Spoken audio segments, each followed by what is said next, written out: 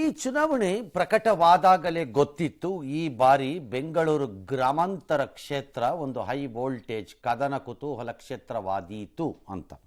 ಅದರ ಎಲ್ಲ ಆರಂಭಿಕ ಲಕ್ಷಣಗಳು ಈಗ ದಿನ ಕಳೆದಂತೆ ನಿಧಾನವಾಗಿ ಗೋಚರಿಸುತ್ತಿದೆ.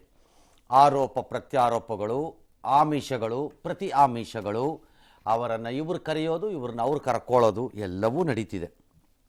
ಭಾರತೀಯ ಜನತಾ ಪಕ್ಷ ಇವತ್ತು ಒಂದು ಪತ್ರಿಕಾಗೋಷ್ಠಿಯನ್ನು ಮಾಡಿಕೊಂಡು ಅದರಲ್ಲಿ ಡಿ.ಕೆ. ಬ್ರದರ್ಸ್ ಕಾರಣ ಬೆಂಗಳೂರು ಗ್ರಾಮಾಂತರದಲ್ಲಿ ಭಯದ ವಾತಾವರಣ ಇದೆ.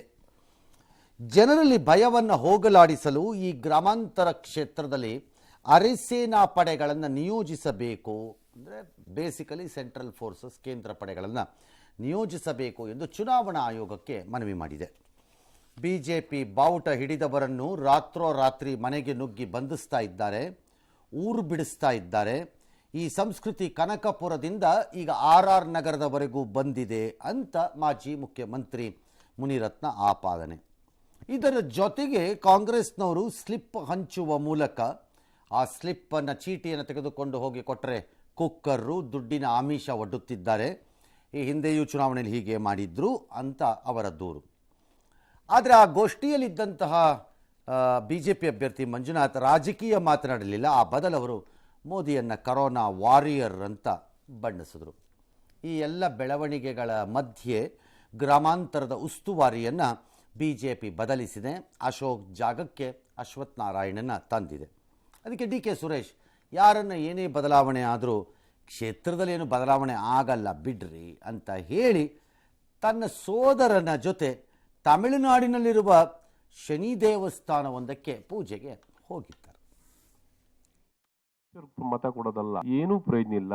ಇವ್ರು ಇಷ್ಟು ವರ್ಷದಲ್ಲಿ ಇದಾರಲ್ಲ, ಒಂದು ಗಟ್ಟಿಯಾದಂತ ಒಂದು ಕೆಲಸ ಏನಾರ ಆ ಭಾಗದಲ್ಲಿ ಆ ಭಯದ ವಾತಾವರಣ ನಿರ್ಮಾಣ ಮಾಡ್ತಾ ಇದ್ದಾರೆ. ಹಾಗಾಗಿ ಆ ಸ್ಟ್ರೆಂತ್ ಯಾವ್ದನ್ನು ಬಳಕೆ ಆಗಕ್ಕಾಗಬಾರ್ದು. ಹಾಗಾಗಿ ಪ್ಯಾರಾಮಿಲಿಟರಿ ಫೋರ್ಸಸ್ ನ ಕೇಳುವಂಥದ್ದು ಬಹಳ ಸ್ಪಷ್ಟವಾಗಿ ನಮ್ಮ ಒಂದು ಕೋರಿಕೆ ಆಗಿದೆ. ಅದನ್ನ ಮಾಡ್ತೀವಿ. ರಾತ್ರೋನ್ರಾತ್ರಿ ಮನೆಗಳಿಗೆ ನುಗ್ಸೋದು, ನೀನು ಊರು ಬಿಟ್ಟು ಹೋಗು ಅಂತ ಹೇಳೋದು, ಭಾರತೀಯ ಜನತಾ ಪಾರ್ಟಿ ಬಾವುಟ ಯಾರು ಹಿಡಿತಾರೆ ಆ ಸಂಬಂಧಪಟ್ಟ ಪೊಲೀಸ್ ಸ್ಟೇಷನ್ ಕಳಿಸೋದು, ಇದ್ರೆ ಕಾಂಗ್ರೆಸ್ ಜೊತೆ ಇರಬೇಕು, ಇಲ್ಲ ಊರು ಬಿಟ್ಟು ಹೋಗ, ನಡೀಲಿ, ಎಲ್ಲಿವರೆಗೂ ನಡೆಯುತ್ತೆ, ಇಂಟರ್ವಲ್ಗೆ ಒಂದು ಸ್ಲಿಪ್ ಕೊಡೋದು, ಅದಕ್ಕೆ ಕಾಸು ಕೊಡ್ತೀವಿ, ಕುಕ್ಕರ್ ಬಾಕ್ಸ್ ಕೊಡ್ತೀವಿ. ಬಹಳಷ್ಟು ಆಸೆಗಳನ್ನ ಹುಟ್ಟಿಸ್ತಾ ಇದ್ದಾರೆ. ಮಹಿಳಾ ದಿನಾಚರಣೆ ಕ್ರೀಡೋತ್ಸವ ಆದ್ರೂ ಒಂದು ಕಾರ್ಡ್ ಕೊಡ್ತಾ ಇದ್ದಾರೆ. Our Honorable Prime Minister Narendra Modi himself became the chief warrior of COVID management and continuously they were giving direction. ಅದಕ್ಕೋಸ್ಕರ ಕೋವಿಡ್ ನಿರ್ವಹಣೆ directions initiative taken by government of India under Narendra Modiji. So in fact ಇಂಡಿಯಾದಲ್ಲಿ Covid stopped at third wave. ಅದೇ ಅಮೆರಿಕಾದಲ್ಲಿ 7th wave, 8th wave. ಉಸ್ತುವಾರಿಗಿನ್ನ ನಡೀತಾ ಇರೋದ ಚುನಾವಣೆ Modi versus ಅಗರ್ಸ್. Candidate ನನಗೆ vote ಹಾಕಿ ಅಂತೆಲ್ಲೂ ಕೇಳಲ್ಲ, ಮೋದಿಗೆ ಓಟ್ ಹಾಕಿ ಅಂತ ಕೇಳ್ತಾರೆ. ನಮ್ಮ ಗುರಿ ಮೋದಿ ಆಡಳಿತವನ್ನ ಸೋಲಿಸಬೇಕು ಅಂತಕ್ಕಂಥದ್ದು. ನಾವು ಕೆಲಸ ಮಾಡ್ತಾ ಇದ್ದೇವೆ ಹೊರತು ಯಾರು ಉಸ್ತುವಾರಿ ಇದ್ದಾರೆ, ಯಾರು ಕ್ಯಾಂಡಿಡೇಟ್ ಇದ್ದಾರೆ. ಸರ್, ಪದೇ ಪದೇ ಭಯದ ಆರೋಪ ಬರ್ತಾ ಇದೆ. ಎಂತಹ ಸನ್ನಿವೇಶಗಳಲ್ಲಿ ಅರೆಸೇನಾ ಪಡೆಗಳನ್ನ ನಿಯೋಜನೆ ಮಾಡಲಾಗುತ್ತೆ ಸರ್? ಇದನ್ನ ಅಭ್ಯರ್ಥಿಗಳು ಅಥವಾ ಪ್ರತಿಪಕ್ಷದವರು ಇತ್ಯರ್ಥ ಮಾಡ್ಲಿಕ್ಕಾಗಲ್ಲ. ತಳಮಟ್ಟದಲ್ಲಿ, ನೆಲಮಟ್ಟದಲ್ಲಿ ಇರಬಹುದಾದ ಪರಿಸ್ಥಿತಿಯನ್ನು ಚುನಾವಣಾ ಆಯೋಗವೇ ಒಂದು ವಿಶ್ಲೇಷಣೆಗೆ ಒಳಪಡಿಸಿ ನಿರ್ಧಾರವನ್ನು ತೆಗೆದುಕೊಳ್ಳುತ್ತೆ, ಯಾವ ಅನುಮಾನನೂ ಇಲ್ಲ. ಆ ನಿರ್ಧಾರವನ್ನು ಕೊಂಡರೆ ಅದನ್ನು ಇವ್ರು ಯಾರನ್ನೂ ಕೇಳಲ್ಲ, ಇವ್ರು ಯಾರು ಅಡ್ಡ ಬಂದರೂ ಅದು ನಿಲ್ಲಲ್ಲ. ಉದಾಹರಣೆಗೆ ಪಶ್ಚಿಮ ಬಂಗಾಳದಲ್ಲಿ ಈಗ ಎಲೆಕ್ಷನ್ ಕಮಿಷನ್ಗೆ ಡೌಟ್ ಬಂದಂಗಿದೆ, ಏನೋ ಹೆಚ್ಚು ಕಡಿಮೆ ಆಗ್ತಾ ಇದೆ ಇಲ್ಲಿ ಅಂತ. ಹಾಗಾಗಿ ಅಲ್ಲಿ heavy deployment of central forces ಅಂತ ತೊಗೊಂಡು ಹೋಗಿದ್ದಾರೆ ಈಗ ಅಲ್ಲಿಗೆ. ಹಾಗಾಗಿ ಇಲ್ಲಿ ಏನಾಗತ್ತೆ ಬಿಡತ್ತೆ ಅನ್ನೋದು ನನಗೆ ಗೊತ್ತಿಲ್ಲ. ಆದರೆ ಈ ಕ್ಷೇತ್ರ ಹಂತವನ್ನು ಸೆಂಟ್ರಲ್ ಫೋರ್ಸಸ್ ಬೇರೆ ಕೈ ಮಿಲಾಯಿಸಿ ಹಾದಿ ಬೀದಿಯ ಹೊಡೆತ ಅಥವಾ ಇದಕ್ಕೆ ಇಳಿಲಿಕ್ಕಿಲ್ಲ ಅಂತ ನಾನು ಅಂದ್ಕೊಂಡಿದ್ದೀನಿ. ಗೊತ್ತಿಲ್ಲ, will have to wait and see. ಯಾಕಂದರೆ ಈ ಕ್ಷೇತ್ರದಲ್ಲಿ ವಿಪರೀತವಾದ ಪ್ರತಿಷ್ಠೆಗಳು ಮನೆ ಮಾಡಿದೆ ಎರಡೂ ಕಡೆಯಿಂದ. ಹಾಗಾಗಿ ಎಲ್ಲರಿಗೂ ಒಂದು ರೀತಿಯ ರಾಜಕೀಯವಾಗಿ ಇದು ಸೇಡು, ಸೆಡವು, ದ್ವೇಷ, ರಿವೆಂಜು ಈ ಥರ ಎಲ್ಲ ಇದೆ. ಹಾಗಾಗಿ ಅದು ಎಲ್ಲಿವರೆಗೆ ಹೋಗುತ್ತೆ ಅನ್ನೋದನ್ನು ನೋಡೋಣ. ಇನ್ನೊಂದು 2-3 ದಿನ ಕ್ಯಾನ್ವಾಸಿಂಗ್ ಎಲ್ಲ ನಡೀಲಿ. ಯಾವ ಹಂತ ತಲುಪತ್ತಿರೋದ ಮೇಲೆ ಎಲೆಕ್ಷನ್ ಕಮಿಷನ್ ತೀರ್ಮಾನ ಮಾಡುತ್ತೆ. ಇನ್ನು ಕೋಲಾರದಲ್ಲಿ ಅಳಿಯನಿಗೆ ಟಿಕೆಟ್ ತಪ್ಪಿಸಿರೋದ್ರಿಂದ ಅಸಮಾಧಾನಗೊಂಡಿರುವಂತಹ ಸಚಿವ ಮುನಿಯಪ್ಪ ಈವರೆಗೂ ಕೋಲಾರ ಪ್ರಚಾರ ಕಣದಲ್ಲಿ ಕಾಣಿಸಿಕೊಂಡಿಲ್ಲ. ಮೊನ್ನೆಯ ಕುರುಡುಮಲೆ ಸಮಾವೇಶಕ್ಕೂ ಮುನಿಯಪ್ಪ ಹೋಗಿರಲಿಲ್ಲ, ಕೇಳಿದ್ರೆ ಆಹ್ವಾನ ಇರಲಿಲ್ಲ. ಕೋಲಾರಮ್ಮನ್ನ ಅವರೇ ಗೆಲ್ಲಿಸಿಕೊಳ್ಳಿ ಕೋಲಾರನ್ನ ಅಂತ ಹೇಳ್ಕೊಂಡಿದ್ರು, ಸಡ್ಡು ಹೊಡೆದಿದ್ರು. ಇದರಿಂದ ಆತಂಕಗೊಂಡಂತಹ ಕಾಂಗ್ರೆಸ್ ಇವತ್ತು ಅಭ್ಯರ್ಥಿ ಕೆವಿ ಗೌತಮ್ ಅವರನ್ನೇ ಬೆಂಗಳೂರಿಗೆ ಮುನಿಯಪ್ಪ ಅವರನ್ನ ಭೇಟಿ ಮಾಡಲಿಕ್ಕೆ ಕಳಿಸಿದ್ರು. ಬೆಳಗ್ಗೆ 11 ಗಂಟೆಗೆ ಗೌತಮ್ ಅವರು ಮುನಿಯಪ್ಪ ಅವರ ಮನೆಗೆ ಹೋದ್ರು. ಆದರೆ ದೇವನಹಳ್ಳಿಯಲ್ಲಿ ಮುನಿಯಪ್ಪ ಅವರು ಇದ್ದಿದ್ರ ಕಾರಣ 2 ಗಂಟೆ ಕಾದ್ರೂ ನಂತರ ಅವ್ರನ್ನ ಭೇಟಿ ಮಾಡಿ ಚರ್ಚೆ ನಡೆಸಿದ್ರು. ಪ್ರಚಾರಕ್ಕೆ ಬರುವಂತೆ ಮನವಿ ಸಹ ಮಾಡಿದ್ರು. ಇದಕ್ಕೆ ಸಕಾರಾತ್ಮಕವಾಗಿ ಮುನಿಯಪ್ಪ ಅವರು ಸ್ಪಂದನೆಯನ್ನ ಕೊಟ್ಟಿದ್ದಾರೆ. ನಂತರ ಇಬ್ಬರೂ ಜೊತೆಗೂಡಿ ಸುದ್ದಿಗೋಷ್ಠಿ ನಡೆಸಿದ್ರು. ಕೋಲಾರದಲ್ಲಿ ಕಾಂಗ್ರೆಸ್ ಗೆಲ್ಲಬೇಕು, ನಾನು ಪ್ರಚಾರಕ್ಕೆ ಹೋಗ್ತೀನಿ ಅಂತ ಮುನಿಯಪ್ಪ ಪ್ರಕಟ ಮಾಡಿದ್ರು. ನನ್ನನ್ನ ಕೋಲಾರದಿಂದ ದೂರ ಮಾಡಲು ಆಗಲ್ಲ ಅಂತ ಎದುರಾಳಿಗಳಿಗೆ ಸಡ್ಡು ಕೂಡ ಹೊಡೆದ್ರು. ಇನ್ನು ಚಿಕ್ಕಬಳ್ಳಾಪುರ ಕಣದಲ್ಲಿ ಬಿಜೆಪಿ ಅಭ್ಯರ್ಥಿ ಕೆ ಸುಧಾಕರ್ ಜೊತೆಗೆ ಸುಧಾಕರ್ ಹೆಸರಿನ ಇಬ್ಬರು ಪಕ್ಷೇತರರು ಉಳಿದುಕೊಂಡಿದ್ದಾರೆ. ಇಂದು ಎಸ್ಎಂ ಕೃಷ್ಣ ನಿವಾಸಕ್ಕೆ ಸುಧಾಕರ್ ಭೇಟಿ ಕೊಟ್ಟರು, ಆಶೀರ್ವಾದವನ್ನ ಪಡ್ಕೊಂಡ್ರು. ಅವರು ಕೂಡ ಬಂದಿದ್ದಾರೆ, ಅವರು ಕೂಡ ಹೇಳಿದ್ದಾರೆ, ನೀವು ಬರಬೇಕು ಅನ್ನೋ ಮಾತನ್ನು ಹೇಳ್ತಾ ಇದ್ದಾರೆ. ನಾನು ಖಂಡಿತವಾಗಿ ಕೂಡ ಸಮಯ ಅಡ್ಜಸ್ಟ್ ಮಾಡಿಕೊಂಡು ಕೋಲಾರ ಚಿಕ್ಕಬಳ್ಳಾಪುರ ಎರಡೂ ಒಂದೇ. ನನಗೆ 2-2 ಇಲ್ಲಿ ಮೊದಲು ಗೆಲ್ಲಬೇಕು, ಇವೆರಡೂ ಕೂಡ ಗೆಲ್ಲೇಬೇಕು. ಏನೂ ಆಗಲ್ಲ, ನಾನು ಬದುಕಿರೋವರೆಗೂ ಎಲ್ಲಿ ನನ್ನನ್ನು ದೂರ ಇಡೋಕ್ಕಾಗೋದಿಲ್ಲ, ಅದು ಅವರ ಭಾವನೆಯೂ ಇಲ್ಲ. All right. ರಾಜಕಾರಣದಲ್ಲಿ ಕೆಲವೊಮ್ಮೆ ಪ್ರಕಟಿತ ನಿಲುವುಗಳಿಂತ ಪ್ರಕಟಿಸದ ನಿಲುವುಗಳು ಮತ್ತು ನಿರ್ಧಾರಗಳೇ ಸಮಸ್ಯೆ. ಪ್ರಕಟಿತ ಪ್ರಾಬ್ಲಮ್ ಅಲ್ಲ, ಅಂದರೆ ಕಾಣುವ ವೈರಿಯನ್ನು ಹೋರಾಟ ಮಾಡುವುದು ಸೋಲು ಗೆಲುವು ಬೇರೆ ಸುಲಭ, ಕಾಣಿಸದೇ ಇರೋದನ್ನು ಮಾಡೋದು ಕಷ್ಟ. ಮುನಿಯಪ್ಪ ಸಮಸ್ಯೆ ಏನು ಅಂದರೆ, ಕಳೆದ ಬಾರಿ ಲೋಕಸಭಾ ಚುನಾವಣೆಯಲ್ಲಿ ಅವರಿಗೆ ಕಾಣದ ವೈರಿಗಳೇ ಕೈಕೊಟ್ಟರು ಎಂಬ ಭಾವನೆ ಇದೆ. ಹಾಗಾಗಿ ಕಳೆದ ಬಾರಿ ಅವರ ವೈರಿಗಳು ಹೇಗೆ ಕಾಣೆಯಾಗಿ ಅವರಿಗೆ ಕೈ ಕೊಟ್ಟರೋ ಹಾಗೆ ಈ ಬಾರಿ ಇವರು ಕೂಡ ಕಾಣೆಯಾಗುತ್ತರ ರೀತಿ ಮುಂದೆ ಮಾತ್ರ ಕಾಣಿಸ್ತಾರೆ, ಹಿಂದೆ ಏನೊಂದು ಗೊತ್ತಿರಲ್ಲ. ಹಾಗಾಗಿ ಏನು ಮಾಡ್ತಾರೆ ಅನ್ನೋ ಕುತೂಹಲ ಇದೆ. ಫಲಿತಾಂಶ ಬಂದ ಮೇಲೆ ಆದ್ರೆ ಇವರ ಎದುರಾಳಿಗಳ ಒಂದು ಉದ್ದೇಶ ಅಲ್ಲಿ ಇದು ಮುನಿಯಪ್ಪ ವರ್ಸಸ್ ಕ್ಯಾಂಡಿಡೇಟ್ ಅಲ್ಲ. ಉದಾಹರಣೆಗೆ ಬೆಂಗಳೂರು ಗ್ರಾಮಾಂತರದಲ್ಲಿ ಇದು ಮಂಜುನಾಥ್ ವರ್ಸಸ್ ಸುರೇಶ್ ಅಲ್ಲ, ಸುರೇಶ್ ವರ್ಸಸ್ ಅದರ್ಸ್. ಅದು ಯಾರು ಬೇಕಾದ್ರೂ ಇರ್ಬೋದು, MLAಗಳಿರ್ಬೋದು, ಕೆಲವು ಲೋಕಲ್ ಲೀಡರ್ಗಳಿರ್ಬೋದು, ಪರಾಜಿತ ಅಭ್ಯರ್ಥಿಗಳಿರ್ಬೋದು, ಬೇರೆ ಪಕ್ಷದವರು, ಅವ್ರದ್ದು ಫೈಟ್ ಅದು. ಅವರಿಗೆ ಸುರೇಶ್ ಈಸ್ ದ ಡೇಂಜರ್.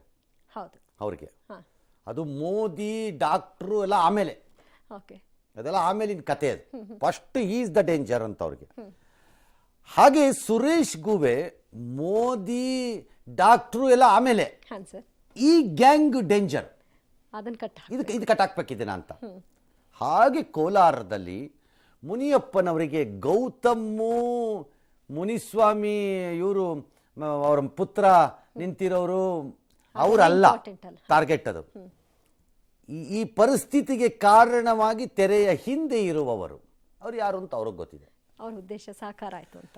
ಹಾಸನದಲ್ಲಿ ಮೈತ್ರಿ ಸಮನ್ವಯತೆಗೆ ಸಾಧ್ಯ ಇಲ್ಲ. ಪ್ರಜ್ವಲ್ ರೇವಣ್ಣಗೆ ಪ್ರೀತಮ್ ಕೂಡ ಸಹಕಾರ ಕೊಡ್ತಿಲ್ಲ. ಹಾಗಾಗಿ JDS BJP ಹೈಕಮಾಂಡ್ಗೆ ಇದರ ಕುರಿತು ಗಮನ ತರೋದಕ್ಕೆ ಪ್ರಯತ್ನ ಮಾಡ್ತಿದೆಯಂತೆ. ಯಡಿಯೂರಪ್ಪ ಮಾತ್ರ ಯಾವ ಬಂಡಾಯನೂ ಇಲ್ಲ ಅಂತಿದ್ದಾರೆ. ಬಂಡಾಯ ಎಂಬುದು ನೇರವಾಗಿ ಪ್ರಕಟಿತ ಬಂಡಾಯವಾಗಲೇಬೇಕು ಅಂತೇನಿಲ್ಲ. ಲೈಕ್ ಈಶ್ವರಪ್ಪ, ನಾನು ಕ್ಯಾಂಡಿಡೇಟು, ನಾನು ಕಂಟೆಸ್ಟ್ ಮಾಡ್ತೀನಿ, ಅದು ಪ್ರಕಟಿತ ಬಹಿರಂಗ ಕಣ್ಣಿಗೆ ಗೋಚರಿಸುವ ಬಂಡಾಯ. ಆದರೆ ಅವರು ನನ್ನ ಪ್ರಕಾರ ರಾಜಕಾರಣದಲ್ಲಿ ಮಿತ್ರರು. ನನ್ನ ಪ್ರಕಾರ ಧೋಕಾ ಗಿರಾಕಿಗಳು ಮತ್ತು ಮೀರ್ ಸಾಧಿಕರು ಯಾರದೇ ಪಕ್ಷದಲ್ಲಾಗಲಿ ಅಂದರೆ ಈ ಪ್ರಕಟಿಸದೆ ಘೋಷಿಸದೆ ಒಳಗಡೆ ಕೆಲಸ ಮಾಡುವಂತಹ ಗುಳ್ಳೆನರಿ ಬುದ್ಧಿಗಳನ್ನು ತೋರಿಸುವವರು ಸ್ವಾರ್ಥಕ್ಕೆ ಅವರು ಡೇಂಜರಸ್. ಇಲ್ಲ ಬಂಡಾಯ ಅಂದರೆ ಇಲ್ಲ ಅಂತ ಕೇಳಿಸ್ಕೊಳ್ಳೋಕ್ಕೆ ನಾವು ಇಲ್ಲಿ ಬಕರಾಗಳಲ್ಲ. ಯಡಿಯೂರಪ್ಪನವ್ರಿಗೂ ಅಷ್ಟೇ. ಮಂಡ್ಯದ ಜೊತೆಗೆ ಹಾಸನ, ಬೆಂಗಳೂರು ಗ್ರಾಮಾಂತರ, ಕೋಲಾರ ಎಲ್ಲ ಕೆಲಸ ಜವಾಬ್ದಾರಿ ಕುಮಾರಸ್ವಾಮಿ ಅವರು ತೊಗೊಂಡಿದ್ದಾರಂತೆ. ಯಾರು ಏನು ಬೇಕಾದ್ರೂ ತೊಗೋಬೋದು. ಚಲುವರಾಯಸ್ವಾಮಿ ಹೇಳ್ತಾರೆ, ಹಿಂದೆ JDS ಕಾಂಗ್ರೆಸ್ ಜೋಸ್ತಿಯಾಗಿತ್ತು, ಜನ ಒಪ್ಪಿರಲಿಲ್ಲ, ಹಾಗೆ ಈಗ BJP JDS ಒಪ್ಪಲ್ಲ ಅವರು ಅಂತ ಅವ್ರದ್ದು ಅಭಿಪ್ರಾಯ. That's all right. ಅವ್ರವ್ರಿಗೆ ಒಬ್ಬೊಬ್ರಿಗೂ ಒಂದೊಂದು ಅಭಿಪ್ರಾಯ. ಈ ಮಧ್ಯೆ ಶ್ರೀನಿವಾಸ್ ಪ್ರಸಾದ್ ಅವರು BJPಗೆ ಸಪೋರ್ಟ್ ಮಾಡುವ ಸರ್ವ ಲಕ್ಷಣಗಳನ್ನು ತೋರಿಸಿದ್ದಾರೆ. ಒಬ್ಬೊಬ್ಬರನ್ನ ಕರೆಸಿ ಮಾತಾಡಿ ಎಲ್ಲವನ್ನ ಬಗೆಹರಿಸಿ ಕಳಿಸ್ಕೊಡಿ. ಎಲ್ಲರನ್ನೂ ಕರೆಸ್ಕೊಂಡು ಇಲ್ಲೇ ಮಾತಾಡಿ ಎಲ್ಲರೂ ಒಗ್ಗಟ್ಟಿಂದ ಒಮ್ಮತದಿಂದ ಕೆಲಸ ಮಾಡ್ತೀನಿ ಅಂತ ಒಪ್ಕೊಂಡು ಹೋಗಿದ್ದಾರೆ. ಯಾವುದೇ ಸಮಸ್ಯೆ ಇಲ್ಲ. ಪಕ್ಷದ ಅಲಯನ್ಸ್ ಇದೆಯಲ್ಲ, ಅದೊಂದು ಸ್ವಲ್ಪ ಜನರಿಗೆ ಸಮಾಧಾನ ಇಲ್ಲ. ಹಿಂದೆ ಕಾಂಗ್ರೆಸ್ಸು ಜನತಾದಳ ಒಂದಾದಾಗ ಯಾವ ರೀತಿ ಅಸಮಾಧಾನ ಇತ್ತೋ ಅದೇ ರೀತಿ BJP ಜನತಾದಳ ಒಂದಾದಾಗಲೂ ಅಸಮಾಧಾನ ಇದೆ. ಆಯಿತು, ಚಲರಾಯಸ್ವಾಮಿ ಲೆಕ್ಕಾಚಾರ ಹಂಗೆ ಆಗ್ಬಿಟ್ಟು ನಿಜ ಆಗ್ಬಿಟ್ರೆ, ನಿಜ ಆದರೆ ನಾ ಹೇಳ್ತಿರೋದು, ಹಾಂ ಸರ್. ಆಗ 25 ಸೀಟ್ ಇವ್ರಿಗೆ ಬರಬೇಕು, BJPಗೆ 1 ಬರಬೇಕು. ಈಗ ಹೌದು, ಇವ್ರ ಲೆಕ್ಕಾಚಾರದ ಪ್ರಕಾರವಾಗಿ ಅದೇ ಆಗಿದ್ರೆ ಜನಕ್ಕೆ ಬೇಜಾರಾಗಿದೆ ಅಂತ ಆದರೆ JDS ಮತ್ತು ಕಾಂಗ್ರೆಸ್ ಇಂದು ಆದಾಗ ಹಾಂ ಸರ್. ಕಾರ್ಯಕರ್ತರ ಮಧ್ಯೆ ಏನೇನು ಗಲಾಟೆ ನಡೀತು, ಏನೇನು ಆಯಿತು ಎಲ್ಲ ಗೊತ್ತು. ಅದಕ್ಕೆ ಮೂಲ ಕಾರಣ ಅದನ್ನು ಯಾರೂ ಹೇಳಲ್ಲ ಇವರುಗಳು ಸರಿಯಾಗಿ.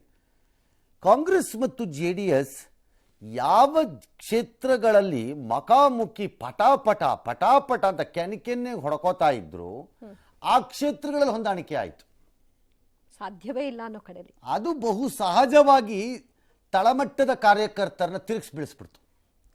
BJP JDS ಇಂದ್ರಲ್ಲಿ ಸಣ್ಣ ವ್ಯತ್ಯಾಸ ಇದೆ, except Hassan town, Hassan assembly segment ನಾನು ಹೇಳ್ತಿರೋದು ಮುಖ್ಯವಾಗಿ ಹೇಳಬೇಕು.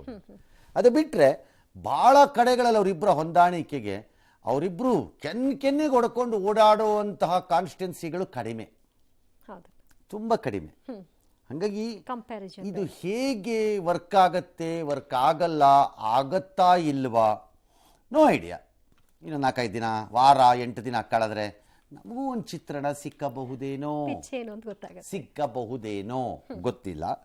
ಆಮೇಲೆ ನೋಡೋಣ ಅದನ್ನು. ಆಲ್ ರೈಟ್, ಇದೆಲ್ಲದರ ಜೊತೆಗೆ ಈಗ ನಾವು ಅಬಕಾರಿ ಕೇಸ್ಗೆ ಹೋಗ್ತೀವಿ.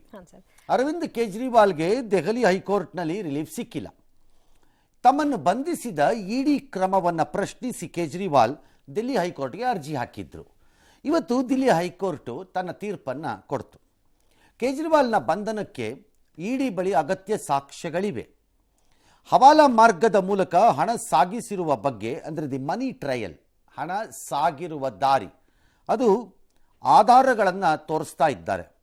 ಗೋವಾ ಚುನಾವಣೆಗೆ ಹಣ ಕೊಟ್ಟಿರೋದನ್ನು ಮಾಫಿ ಸಾಕ್ಷಿ ಹೇಳ್ತಿದ್ದಾರೆ.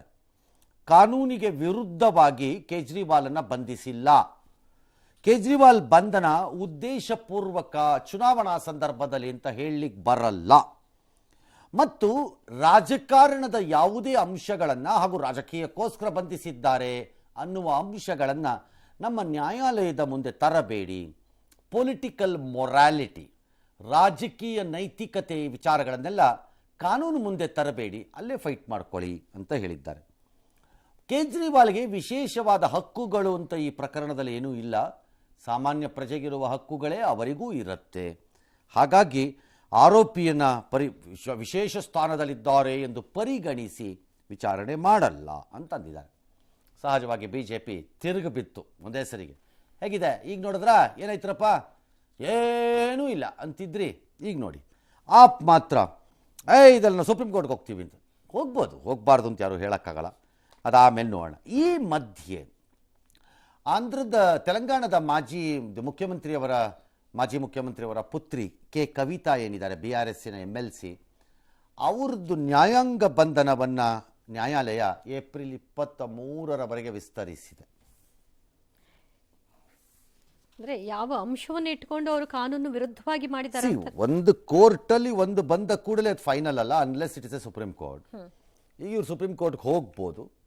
ಸುಪ್ರೀಂ ಕೋರ್ಟ್ ಇದನ್ನು ಹೇಗೆ ನೋಡುತ್ತೆ ಇರೋದು ಗೊತ್ತಿಲ್ಲ. ಆದರೆ ಈ ಜಡ್ಜ್ಮೆಂಟು ತುಂಬ ಡೀಟೇಲ್ ಆಗಿದ್ದಂಗಿದೆ. ಯಾಕೋ ಮೇಲ್ನೋಟಿಗೆ ನನಗೆ ಪೂರ್ತಿ ಜಡ್ಜ್ಮೆಂಟ್ ಸಿಕ್ಕಲಿಲ್ಲ, ಹಾಗಾಗಿ ಡೀಟೇಲ್ ಆಗಿದ್ದಂಗಿದೆ. ಹಾಗಾಗಿ ಸುಪ್ರೀಂ ಕೋರ್ಟ್ ಕೂಡ ಅಷ್ಟೊಂದು ಡೀಟೇಲ್ಡ್ ಜಡ್ಜ್ಮೆಂಟ್ ಬಂದಾಗ ಜಡ್ಜ್ಮೆಂಟೇ ಪರ್ಸೆ ಎಟ್ ಫಾಲ್ಟ್ ಅಂತ ನೋಡಬೇಕಾಗತ್ತೆ. ಅದನ್ನು ನೋಡೋವಾಗ ಅದಕ್ಕೆ ಹಂಗೆ ಅನ್ನಿಸ್ದೇ ಹೋದರೆ ಅಲ್ಲೂ ಕಷ್ಟ. ಒಟ್ಟಲ್ಲಿ ಒಂದಂತೂ ನಿಜ, ಕೇಜ್ರಿವಾಲ್ನ ಮುಂದಿನ ಹಾದಿ ಕಠಿಣವಾಗಿದೆ. ಯಾವ ಸಂಜಯ್ ಸಿಂಗ್ಗೆ 6 ತಿಂಗಳಾದಮೇಲೆ ಜಾಮೀನು ಬಂತು ಅಂತ ಭಾಳ ಖುಷಿಯಿಂದ ಪಟಾಕಿ ಹೊಡ್ಕೊಂಡು ಸಿಹಿ ತಿನ್ನಿಸ್ಕೊಂಡು ಆ ಸಂಭ್ರಮದಲ್ಲಿದ್ದರು, ಆ ಎಲ್ಲ ಸಂಭ್ರಮನೂ ಇವತ್ತು ಕಸ್ತ್ಕೊಂಡಿದೆ ಇದು. ಆದರೆ ಹೈಕೋರ್ಟು ಮನಿ ಟ್ರಯಲ್ ಇದೆ, ಹೀಗಾಗಿದೆ ಅಂತ ಹೇಳಿದ ತಕ್ಷಣ ಅದು ತೀರ್ಪಲ್ಲ.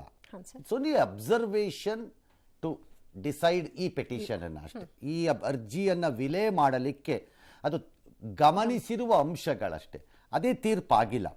ಅಂದರೆ ಕೇಜ್ರಿವಾಲ್ ಭ್ರಷ್ಟ, ಕೇಜ್ರಿವಾಲ್ ದುಡ್ಡು ತಿಂದುಬಿಟ್ಟಿದ್ದಾರೆ, ತೀರ್ಮಾನ ಆಗೋಯ್ತು, ಒಳಗಾಕ್ರಿ ಇವ್ರನ್ನ ಅಂತ ಅಲ್ಲ.